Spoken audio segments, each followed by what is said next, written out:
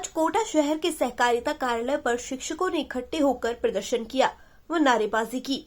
शिक्षा सहकारी समिति के संध्या राठौड़ और ईश्वर सिंह ने बताया कि शिक्षा सहकारी समिति 696 के साथ सौतेला व्यवहार करने, आंतरिक मामलों में हस्तक्षेप करने, तानाशाही मचाने, दायर वसूली वादों का निस्तारण नहीं करने और दुर्भावनापूर्ण कार्रवाई करने के विरोध में उप रजिस्ट्रार गोविंद प्रसाद लड्ढा के विरोध में ये प्रदर्शन किया जा रहा है। एक स्वयंसेवी स्वयं पोषित संस्था है। इसमें 10,000 हमारे शिक्षक हैं। हमारे द्वारा इनके एक उप रजिस्ट्रार जो गोविंद सिंह लड्ढा है, इसके द्वारा हमारे संस्था के कर्मचारियों को एक चुनाव के उसमें ड्यूटी लगाई गई। उनको 1.5 माह तक बिना कारण रखा गया और ड्यूटी नहीं थी तब भी उनको यहाँ साइन करके हमारा एक उपाध्यक्ष हमारे यहाँ का व्यवस्थापक था, उसको यहाँ लगा दिया और 1.5 साइन तो यहाँ करते थे और साइन करके ड्यूटी कहते आप अपने संस्था पे जाकर दीजिए।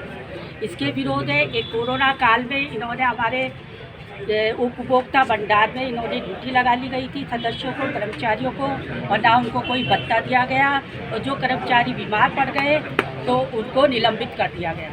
दूसरा पॉइंट, हमारे यहाँ से संस्था के कर्मचारी जो निष्कासित कर्मचारी और सदस्य हैं उनके साथ तो इनका व्यवहार उचित है और उसको बात को दायर कर रखा है। और जो आपने हमारे संस्था के मंत्री और उपाध्यक्ष ने जो वित्तीय अनियमितताएं फैलाई है और वित्तीय अनियमितताएं के साथ साथ जो भी वसूली है हमने इनको करने को कहा गया, इनके सामने रखा गया तो उसका बात दायर नहीं किया गया। तीसरे पॉइंट है कि उन्होंने हमारी संस्था के साथ पक्षपातपूर्ण व्यवहार करता है। इनकी दुर्भावना से दुखी होकर के हमने ये आंदोलन किया। आज किस तरह का विरोध प्रदर्शन है, किस तरीके से विरोध जताया आपने? आज आपने कहाँ पे विरोध प्रदर्शन जताया, किस तरह का जताया?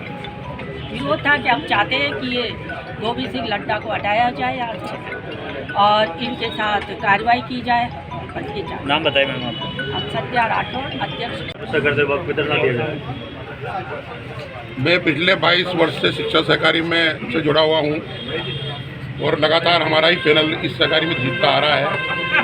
वर्तमान में स्थिति ये है कि यहाँ के जो अधिकारी हैं गोविंद प्रसाद जी लड्ढा, वो एक विचारधारा विशेष से प्रभावित हैं और दुर्भावनापूर्ण तरीके से हमारी संस्था को परेशान करने में लगे। पहले इन्होंने हमारे कर्मचारी कोरोना काल में पूरे कर्मचारी अपने उपभोक्ता भंडार की सामग्री बांटने में लगा लिए, कोई पारिश्रमिक उनको नहीं दिया। अभी थोड़े दिन पहले जीएसएस के चुनाव हुए तो उसमें पूरे 7 कर्मचारी लगा लिए। हमारा 1.5 महीने तक काम सफल रहा।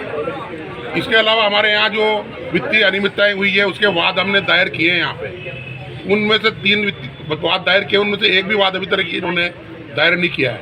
मतलब ये हमारे जो विरुद्ध लोग हैं, जो दोषी कर्मचारी हैं, दोषी संचालक हैं, उनके विरुद्ध कार्रवाई नहीं करना चाहते और लगातार हमें बेवजह किसी न किसी बात को लेकर परेशान करते रहते हैं।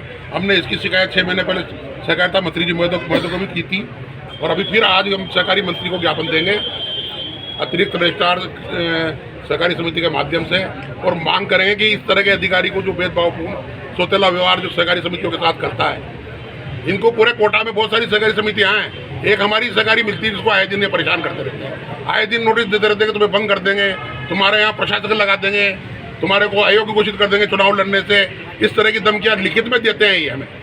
तो इनकी जो हिटलरशाही है, इनकी जो मनमानी है, जो इनकी जो दादागिरी चल रही है, उसके विरुद्ध में आज हमने ये सांकेतिक प्रदर्शन किया है। आगे क्या रहेगा? और आगे अगर ये हमारी बात को अगर सरकार नहीं सुनती है तो हम इसी कार्यालय पे कई लंबे भूख हड़ताल पर आमरण अनशन पर बैठने के लिए मजबूर होंगे।